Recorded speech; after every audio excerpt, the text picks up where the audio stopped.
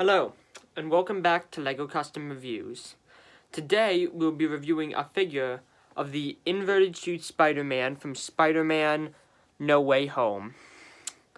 Now, without further ado, there's not very much important about it, so without further ado, let's get into it. Now first, he comes with an accessory. Now uses this piece of webbing with the two grip pieces on the side so that so they could be held by here. I've used it. The only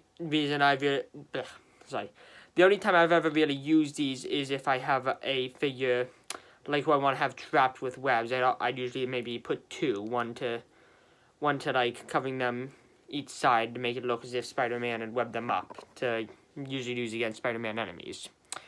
Uses this web shooting piece, two white studs, grip piece, and the main spider web piece. It's pretty good. It's a bit, now, as with a few of the Spider-Man figures I have, it's kind of a bit large. Like, kind of overtakes the figure as a whole in certain ways, but, it works. So, it's an adequate piece. I'm good with it. Yeah. Now, this, like a few of my other Spider-Man figures, comes with a helmet that is, detachable to just use the head here. Now, I prefer just using the head without the helmet. But, so let's first, do the helmet in terms of, review. Now, it's a detail with a lot of different black, gray, light gray, and gold pieces. Which, I can't really do justice with my crappy camera, but, works. And now, it's very detailed. It doesn't really pass for a real figure, as LEGO wouldn't go into this amount of detail. But it does pass as, it is still a very good figure in terms of the detail. Now, the face is basically the same, except just, printed slightly differently onto the face instead of the mask. All the details I said are really the same, except right here is what I'm pretty sure is a slight misprint on with a bit of white on the corner here. Kind of forming like a little whitish, light grayish blob. The face part also has detailing on the back as well, which, I think looks pretty good. It's about the same level as detail as the front. In terms of printing, it has chest printing, leg printing, arm printing, back printing, back leg printing, side leg printing, but not side body printing. So, a really good amount of printing overall.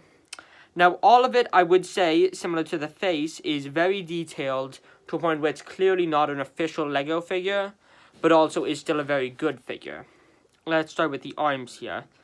Lot of lines on them. Between the black and the gold, it does remind me of the new design of Shuri as the new Black Panther in Black Panther: Wakanda Forever. The same really goes for a lot of this, but especially the arms, as a lot of the other parts of more Spider-Man-centric details. I could definitely see the same arms very similar to this being used on a LEGO figure of a Shuri Black Panther. I mean, of course, these arms aren't what LEGO used on the official figure, but, I could see them being used on one. They look very much like it. The chest printing, now, as I've said, very detailed.